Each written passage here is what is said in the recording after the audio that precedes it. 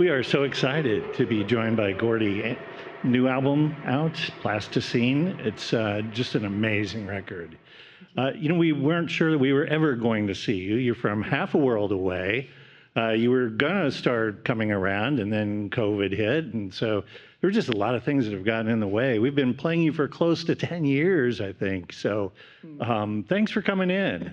Thank you. I'm so glad I could finally make it here. Yeah, I had intentions of coming here long ago, but there was like a big virus. I don't know if you heard about it. It sort of shut down the world. A Herculean effort. You were playing at Hinterland until 2 o'clock in the morning, and as we're doing this interview, the sun hasn't been up that long, so you did a straight haul. Yeah, it was a late finish, but I got my buddy Chad here, who kindly drove me from Des Moines this morning while I caught a few extra hours in the car. Yeah.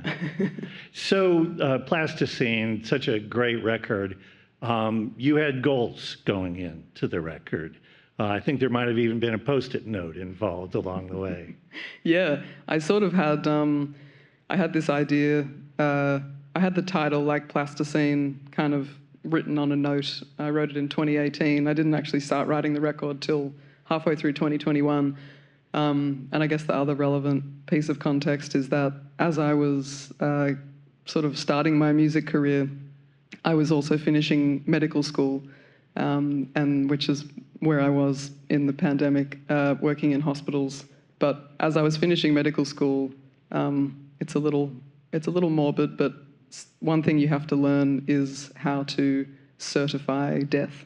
So after someone passes away, you have to perform an examination where you listen for absence of heartbeat and breath sounds, and it's a really reverent process that I was really moved by. And as I was observing these people who I was examining, I just had this memory of playing with plasticine as a child. I was thinking about the substance of plasticine. It's this kind of resilient, unbreakable thing that you can morph into all these shapes, and then eventually you kind of set it and leave it in place. And to me, it was just this kind of beautiful image of life, of the sort of ecstasy and agony of life, that hopefully you live a long one, and then you kind of end in your final resting place. And that kind of motif stayed with me for years until I wrote this record.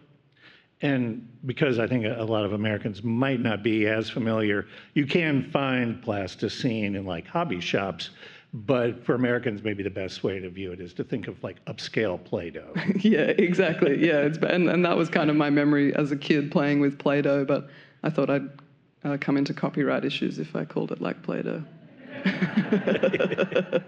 You also really wanted to make sure that everything on this record carried a lot of emotion.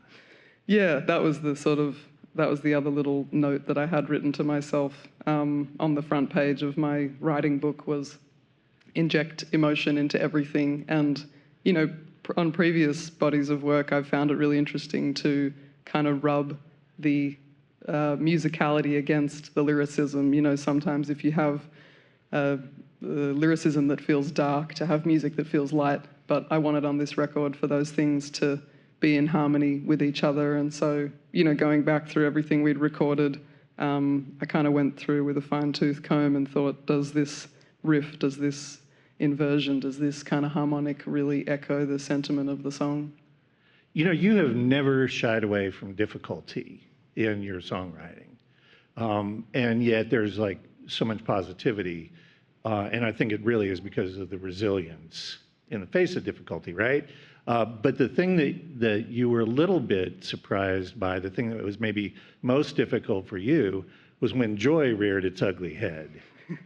That was not an emotion I expected to be on this record, because basically I had written my second record, which came out in 2020, and instead of having a year or so of touring and probably coming here, the world shut down, and I was in hospitals, and it was not a joyous time. I'm sure everyone can remember, and at the kind of the coalface, it was particularly brutal. And I kind of went into writing this record thinking, this is probably going to be a pretty dark body of work. But yeah, as it kind of came together, it was like pulling little jigsaw pieces out. And yeah, in amongst all of that journey, there were some really joyful moments.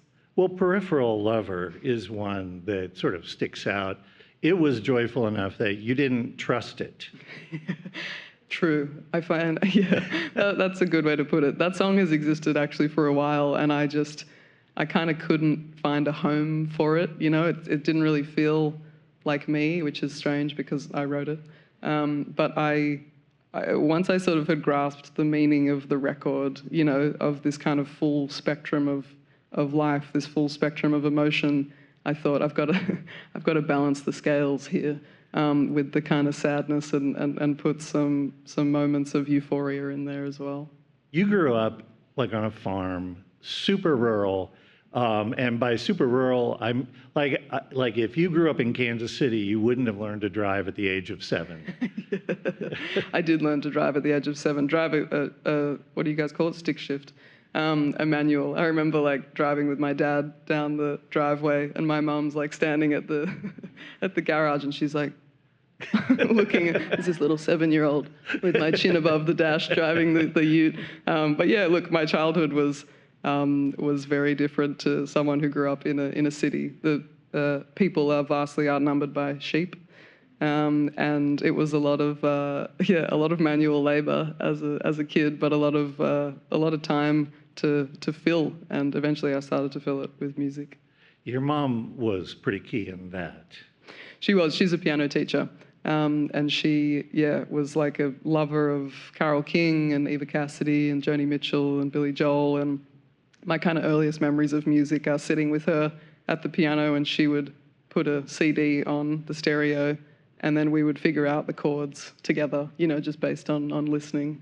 Wow. You know, so the piano was your first, but then you and singing, and then you eventually gravitated towards guitar.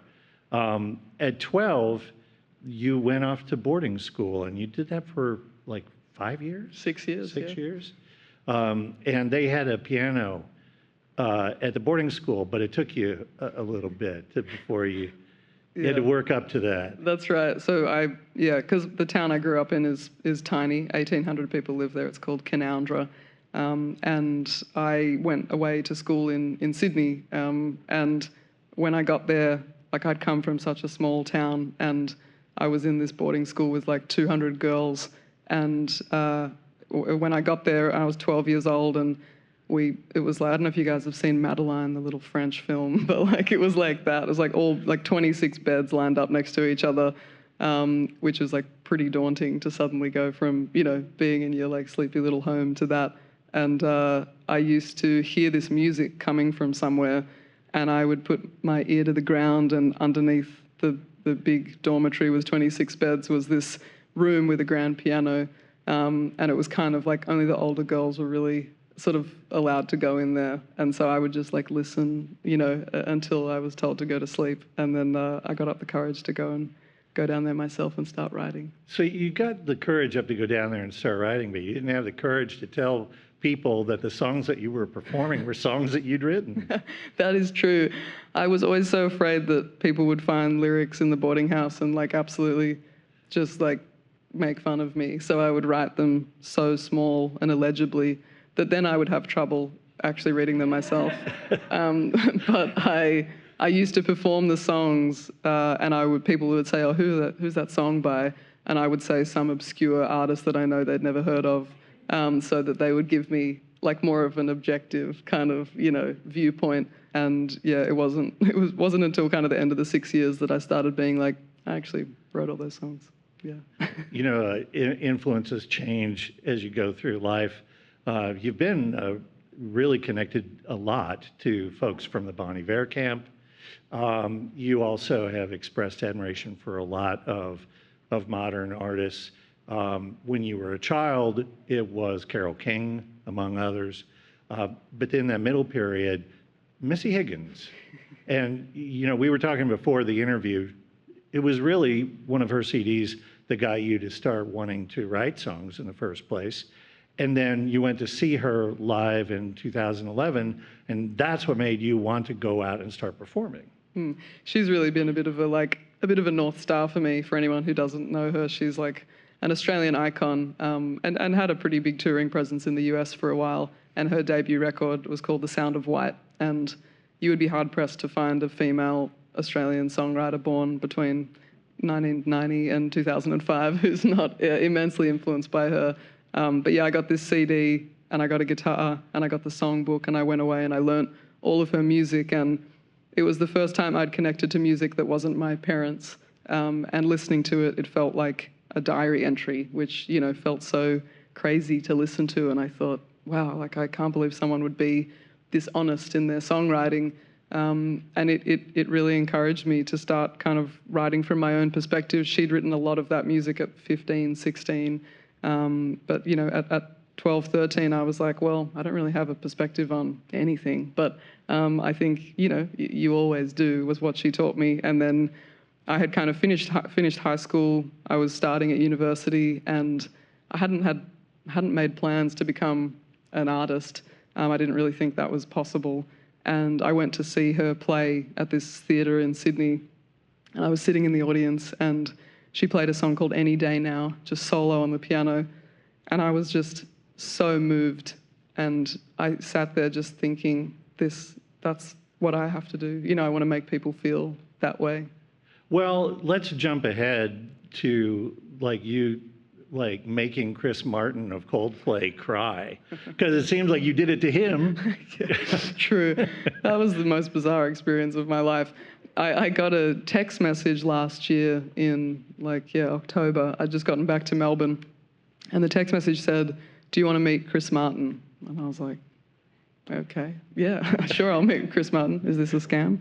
But I went along to this rehearsal room, and basically when Chris Martin travels around the world with Coldplay, he likes to meet local artists and see what the scene is like, see what the vibe is like.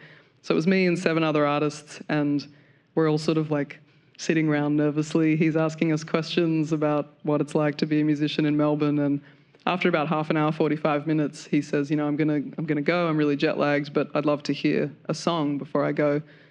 And there was a grand piano in the room, and he said, oh, who here plays the piano? And there was just this like whole 3 seconds of complete silence. And I was like, yeah, I played the piano, and no one else by some miracle did. And so he said, oh, would you get up and play me a song? I had just eaten like a huge dinner. And I was like, damn, I wish I hadn't had all those lamb chops. But I sat down at the piano, and he's sitting like, literally, I could reach out and touch him. And so I sort of start playing the first song I played today, Lunch at June. And I start playing it, I'm singing it, and I start to just panic. You know, I'm like, what is happening? Chris Martin is sitting right there. I'm playing this song that I really haven't played very often. I'm going to forget the words. It's going to be terrible. Just absolutely internally spiraling. And to stop myself from doing that, I closed my eyes and just trying to, you know, reconnected to the song.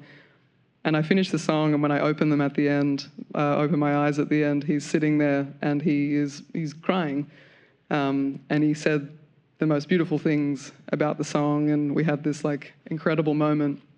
And I'm sitting there thinking, surely someone behind me has thought to get out their phone and video this moment. But nobody did. So I often joke that did it even happen? So I want to jump up to like another sort of milestone moment in your path. You had started performing now, but it still was sort of like, you know, anybody who thinks that they can just waltz into a career in music is delusional. Mm-hmm. But you had dropped off some demos, sent some demos to Triple J, which is, by the way, a government-supported public radio station. And it's very important. Yeah. And they played your demo on the air. They did. And one of the things that it did for you is it made you feel like maybe a music career is possible.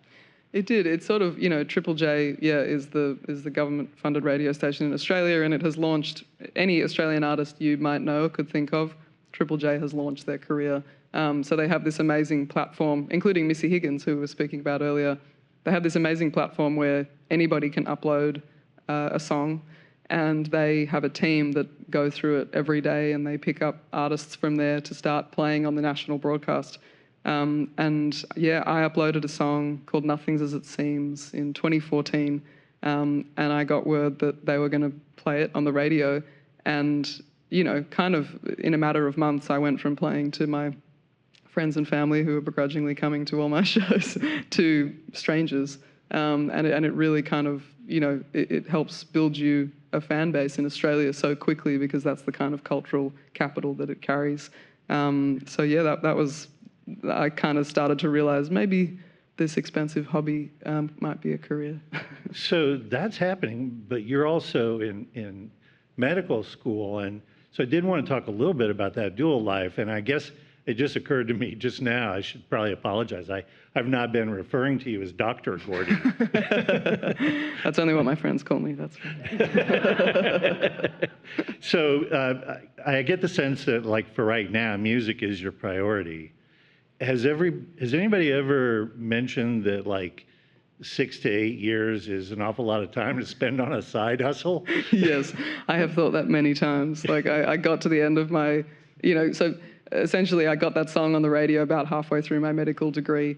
And then I kind of, the following year, things started to happen. I came to the US for the first time, playing shows. I signed a record deal. And I remember being in New York, and I was really strongly considering dropping out of my degree. And I was talking to my dad about it, and he was just like, I'm sure he was resisting the urge to be like, don't do that. But he was like, look, it's your call. But he's like, you know, you've kind of worked so hard to get through half of it. Why don't you just try and finish it? And I did, and it kind of culminated in 2017. I put out my debut album, and 2 weeks later, I sat my final medical exams. And 3 weeks later, I had a nervous breakdown. But I don't know if all of those events were related. But yeah, it was a crazy, crazy time. And, you know, I would be like, I started touring a lot in Australia. And I remember touring with this Icelandic artist named Ásgeir, and we were playing theatres around Australia. And the tour finished in Perth, which is on the far western side of Australia, on a Sunday night. I finished my set. I got a cab to the airport. I got the red eye back to Sydney. I'd parked my car at the airport. I got into my car. I drove to the hospital, and I was there in time for 8 a.m. morning rounds. And the consultant looked at me and he said, "Oh, have you done the readings for the week?" And I was like, "No, I definitely haven't." So I wasn't a good medical student, but I passed. Yeah. I think we'd all be happy to have her as our doctor. Maybe. So the whole idea of the pendulum swing of this, because we already talked about one of the goals for the new record is to load it with emotion. And in medicine, you've got to control all of that. Yeah. Does the fact that you are dividing that so strongly help? I think so. I mean, I had always kept them really separate before the pandemic, and I'd kind of found it mostly easy to do so, like, other than from a logistical perspective. But when the pandemic hit, it kind of really shifted, because the thing that was different about the pandemic was, because of lockdowns, people couldn't have their loved ones with them in the hospital. And I had a few experiences where, and I wrote about this on the record, where you know, I was delivering the hardest news you can imagine hearing to somebody, and we'd have to have their daughter on FaceTime, you know, for a few minutes, and then I would sit with them for hours, which usually is a role filled by loved ones and family.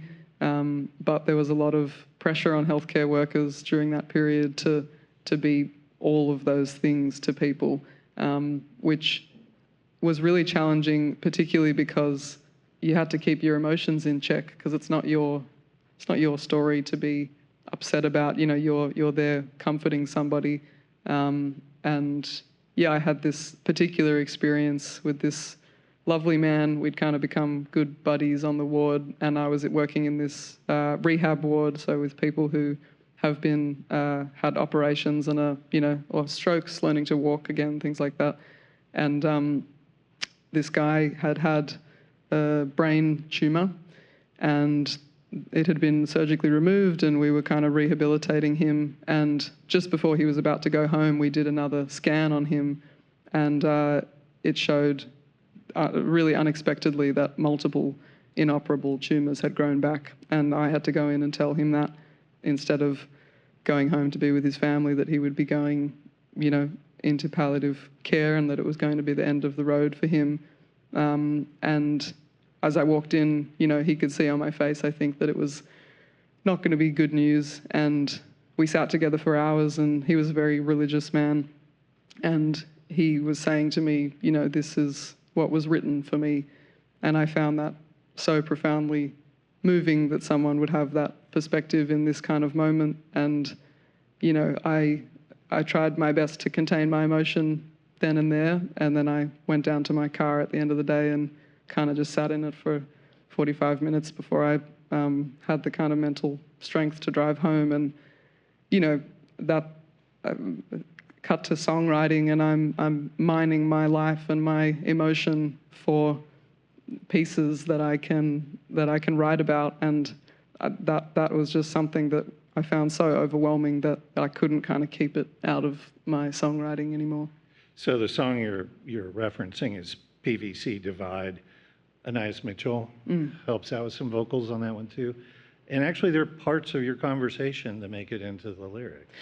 Yeah, so I kind of wrote the start of the song, and I got to the second half, and I kind of was thinking, I don't know where this song is going to go. And I was writing and recording it at the same time, and I kind of had a little drum beat, and I recorded this piano solo over the top.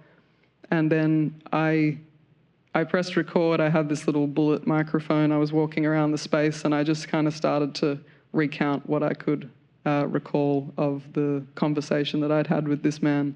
And that's kind of the ending of that song is our conversation.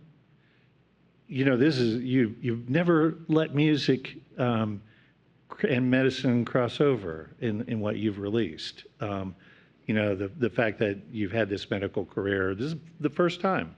And it made me wonder, has music ever crossed over into your medicine? Or could you ever see that happening? Yeah, I mean, music therapy is a beautiful thing. It hasn't been part of my life so far. The only time I was about to stick a needle in somebody once, and they looked up and they were like, "Are you Gordi?"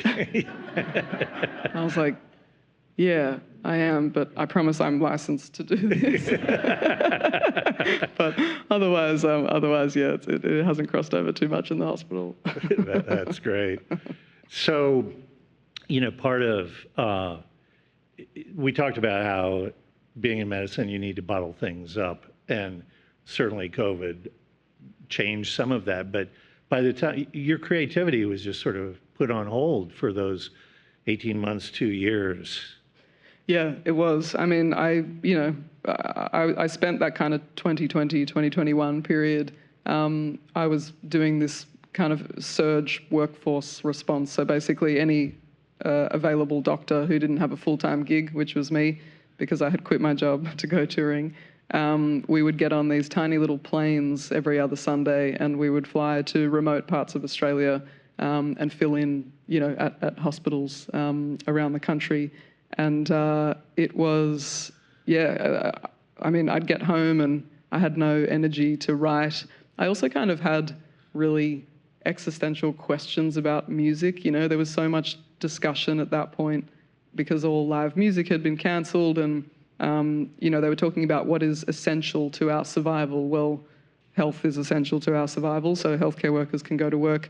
And, I was thinking, well, okay, music isn't essential to survival. So, what is it important for me to be doing? Should I be someone who's having a voice on this stuff? And I think, where I ended up in that kind of journey was thinking, while music might not be essential to survival, it is essential to living, because while the pandemic was going what were we all doing in our homes? We were listening to music, and we were watching live streamed concerts, and it is so integral to the fabric of society. But yeah, it kind of took me a good 18 months to 2 years to feel like I had, I don't know, like the right to participate in it again or something. So it sounds like going back to songwriting might have been a little weird.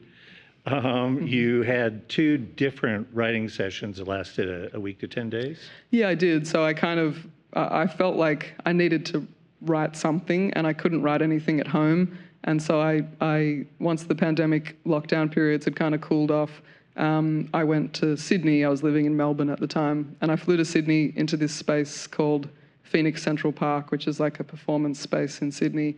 And I wrote to them and said, could I come in for 10 days and try to write something? So I flew up with some instruments and borrowed some gear from some friends, and I basically made a little circle with a piano on the edge, and I would walk in every morning and I would just start to make like a spine of a song. So like a little drum loop, a little bass line, something, 4, 8 bars, and I would just record it and play it around the space. And while I hadn't written any songs for that period, I had done a lot of sort of just little bits of writing. So I had all these like pieces of paper out in front of me, and I would wait for words to jump off the page. And that was kind of the way that I wrote the record. It was like very piecemeal. At the end of that week, I had half the record written, and then 6 months later, I came up to Sydney again. I went into this old restored church, and I did the exact same thing, and I wrote the other half of the record. So then you started recording, and you recorded it all over the place. It was Sydney and Los Angeles, North Carolina, and Melbourne. And then you sat in your room for 6 months to finish it. I did, yeah. But it couldn't have kind of come together without some great collaborators. One of which is a guy named Brad Cook, who lives in Durham in North Carolina. I went and spent 10 days with him. I collaborated with John Congleton and Ethan Grusker and Matthias Mora on a few different songs.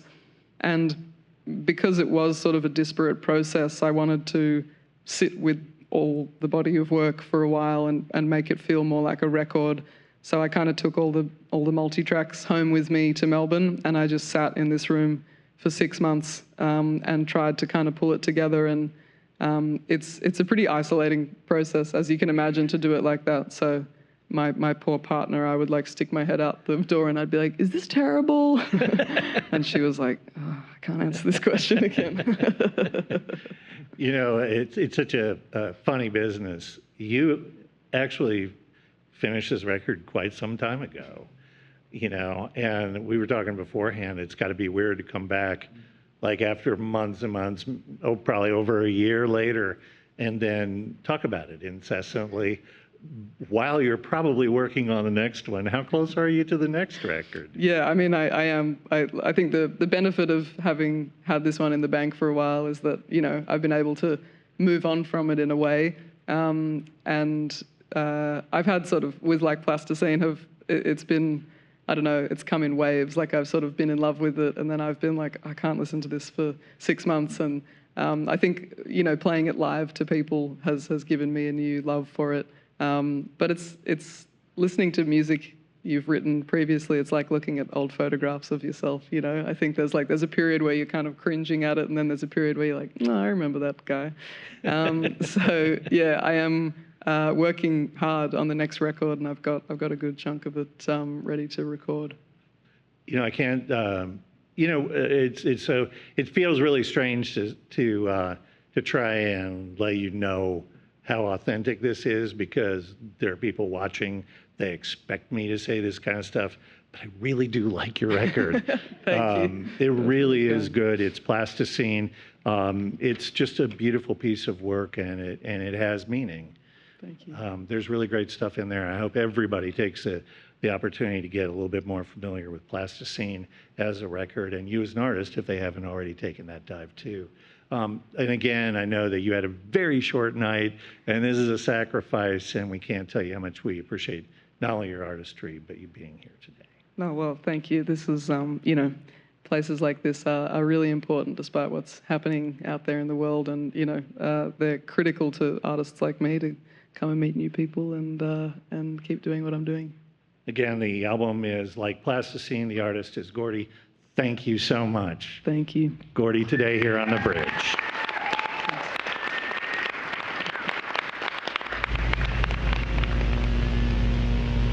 Now available on 90.9 The Bridge YouTube.